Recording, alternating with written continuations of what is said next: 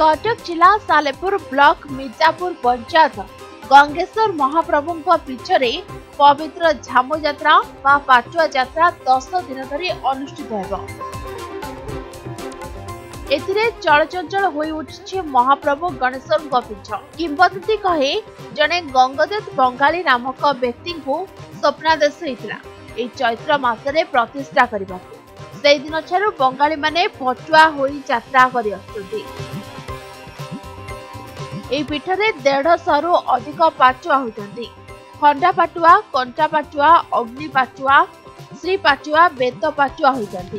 पाटुआ माने उपवास रही देह को कष्ट दे झामु लागिबा जाय किछि भी अन्न जल ग्रहण करनथंती। देह को कष्ट दे पाटुआ होइतंती। गंगेश्वर रे पाटुआ हेबा पई जिला और जिला बाहर आसंती मानसिक धारी। मानसिक धारी माने ठाकुरों को टोपर और झुणा लगी करथंती। या सहित मानसिक धारी माने उपवास रही गंगेश्वर महाप्रभु को दर्शन सारी पादुक दंडा पाई ओसा भांगी थांती। मुग सिजा छतुआ फल खाई दिन को काटी थांती। सालेपुर ब्लॉक मिर्जापुर पंचायत गंगेश्वर मंदिर रे 10 दिन धरी चलिबो ए यात्रा। बहु घरकरणा सामग्री किनिबा पई दुकान बाजार मध्ये पड़िथाय। बहु दूर दूरांतरु भक्त माने दर्शन करबा सहित दुकानलु घरकरणा सामग्री मध्ये किनि नेथांती। यात्रा परिचालना पई पंचायत और स्थानीय प्रशासन पक्षरु समस्त प्रकार व्यवस्था कराइछि। मोर एठिकार यात्रा 30 वर्ष पूरी 31 वर्ष चलला।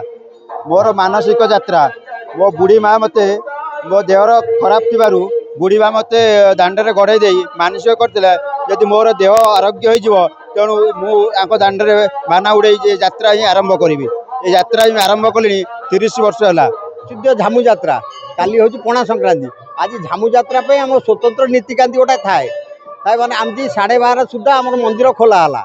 मंदिर खोलाला महादेव स्नान कले पार्वती स्नान कले बड़ सिंगार बेश हुए। बेश है सर्वप्रथम आमर नीतिटा से हो जाए। नीति आमर 3टा सुधा लगे। नीति लगिला भितर आमर पंचायतर जो भोग पाटुआंकर भोग यहाँ पाटुआंकर यात्रा तो पाटुआंकर भोग प्रथम भोगटा ताकर हुए। तो यात्रा बहुत पुरातन यात्रा कमिटी तरफ सबु प्रकार व्यवस्था पंचायत तरफ करा जायछि।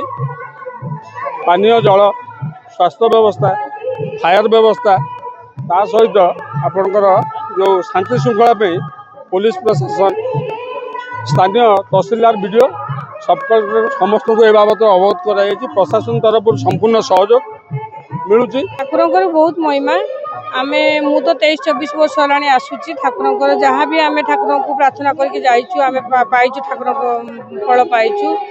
आ बहुत लोग आसंती सब वर्ष मु भी आसे। सालेपुर चित्तरंजन मुदली का रिपोर्ट समय लाइव।